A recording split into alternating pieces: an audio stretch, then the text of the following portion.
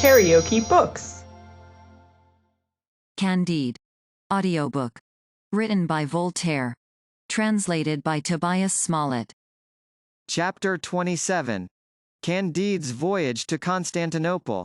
The trusty Cacambo had already engaged the captain of the Turkish ship that was to carry Sultan Ahmet back to Constantinople to take Candide and Martin on board. Accordingly they both embarked, after paying their obeisance to His Miserable Highness. As they were going on board, Candide said to Martin, "You see, we supped in company with 6 dethroned kings, and to one of them I gave charity. Perhaps there may be a great many other princes still more unfortunate. For my part, one have lost only 100 sheep, and am now going to fly to the arms of my charming Miss Cunegonde. My dear Martin, I must insist on it, that Pangloss was in the right. All is for the best." "I wish it may be," said Martin. "But this was an odd adventure we met with at Venice. I do not think there ever was an instance before of 6 dethroned monarchs supping together at a public inn. This is not more extraordinary," said Martin, "than most of what has happened to us. It is a very common thing for kings to be dethroned, and as for our having the honor to sup with 6 of them, it is a mere accident, not deserving our attention." As soon as Candide set his foot on board the vessel, he flew to his old friend and valet Cacambo and, throwing his arms about his neck, embraced him with transports of joy. "Well," said he, "what news of Miss Cunegonde? Does she still continue the paragon of beauty? Does she love me still? How does she do? You have, doubtless, purchased a superb palace for her at Constantinople."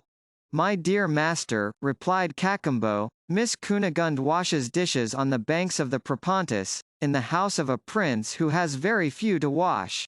She is at present a slave in the family of an ancient sovereign named Ragotsky, whom the Grand Turk allows 3 crowns a day to maintain him in his exile. But the most melancholy circumstance of all is, that she is turned horribly ugly." "Ugly or handsome," said Candide, "I am a man of honor and, as such, am obliged to love her still. But how could she possibly have been reduced to so abject a condition, when I sent 5 or 6 millions to her by you?" "Lord bless me," said Cacambo, "was not I obliged to give 2 millions to Señor Don Fernando d'Ibarra y Figueroa y Mascarenes y Lamportos y Souza, the governor of Buenos Aires, for liberty to take Miss Cunegonde away with me? And then did not a brave fellow of a pirate gallantly strip us of all the rest? And then did not this same pirate carry us with him to Cape Matapan, to Milo, to Nicaria, to Samos, to Petra, to the Dardanelles, to Marmora, to Scutari? Miss Cunegonde and the old woman are now servants to the prince I have told you of, and I myself am slave to the dethroned sultan." "What a chain of shocking accidents!" exclaimed Candide. "But after all, I have still some diamonds left, with which I can easily procure Miss Cunegonde's liberty. It is a pity though she is grown so ugly." Then turning to Martin, "What think you, friend," said he, "whose condition is most to be pitied, the Emperor Achmet's, the Emperor Ivan's, King Charles Edward's, or mine?" "Faith, I cannot resolve your question," said Martin, "unless I had been in the breasts of you all." "Ah," cried Candide, "was Pangloss here now, he would have known, and satisfied me at once." "I know not," said Martin, "in what balance your Pangloss could have weighed the misfortunes of mankind, and have set a just estimation on their sufferings. All that I pretend to know of the matter is that there are millions of men on the earth, whose conditions are 100 times more pitiable than those of King Charles Edward, the Emperor Ivan, or Sultan Achmet." "Why, that may be," answered Candide. In a few days they reached the Bosphorus, and the first thing Candide did was to pay a high ransom for Cacambo. Then, without losing time, he and his companions went on board a galley, in order to search for his Cunegonde on the banks of the Propontis, notwithstanding she was grown so ugly. There were 2 slaves among the crew of the galley, who rowed very ill, and to whose bare backs the master of the vessel frequently applied a lash. Candide, from natural sympathy, looked at these two slaves more attentively than at any of the rest, and drew near them with an eye of pity. Their features, though greatly disfigured, appeared to him to bear a strong resemblance with those of Pangloss and the unhappy Baron Jesuit, Miss Cunegonde's brother. This idea affected him with grief and compassion. He examined them more attentively than before. In troth, said he, turning to Martin, if I had not seen my master Pangloss fairly hanged, and had not myself been unlucky enough to run the Baron through the body, I should absolutely think those two rowers were the men.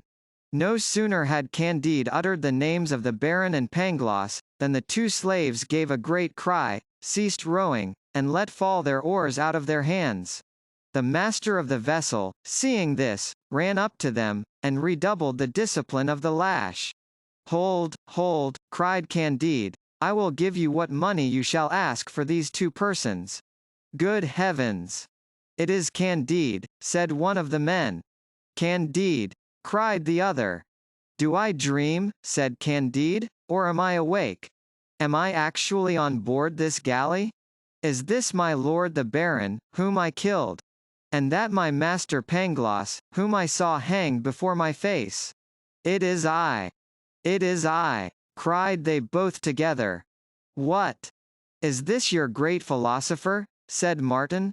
My dear sir, said Candide to the master of the galley, how much do you ask for the ransom of the Baron of Thunder Ten Tronckh, who is one of the first barons of the empire, and of Monsieur Pangloss, the most profound metaphysician in Germany? Why, then, Christian cur, replied the Turkish captain, since these two dogs of Christian slaves are barons and metaphysicians, who no doubt are of high rank in their own country, thou shalt give me 50,000 sequins. You shall have them, sir. Carry me back as quick as thought to Constantinople, and you shall receive the money immediately. No. Carry me first to Miss Cunegonde.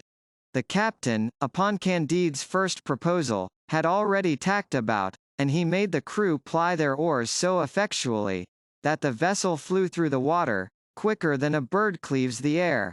Candide bestowed 1,000 embraces on the Baron and Pangloss. And so then, my dear Baron, I did not kill you? And you, my dear Pangloss, are come to life again after your hanging? But how came you slaves on board a Turkish galley? And is it true that my dear sister is in this country? Said the Baron. Yes, said Cacambo. And do I once again behold my dear Candide? Said Pangloss. Candide presented Martin and Cacambo to them. They embraced each other, and all spoke together. The galley flew like lightning, and soon they were got back to port. Candide instantly sent for a Jew, to whom he sold for 50,000 sequins a diamond richly worth 100,000, though the fellow swore to him all the time by Father Abraham that he gave him the most he could possibly afford. He no sooner got the money into his hands, than he paid it down for the ransom of the Baron and Pangloss. The latter flung himself at the feet of his deliverer, and bathed him with his tears. The former thanked him with a gracious nod, and promised to return him the money the first opportunity. But is it possible, said he, that my sister should be in Turkey? Nothing is more possible, answered Cacambo, for she scours the dishes in the house of a Transylvanian prince. Candide sent directly for 2 Jews, and sold more diamonds to them, and then he set out with his companions in another galley, to deliver Miss Cunegonde from slavery.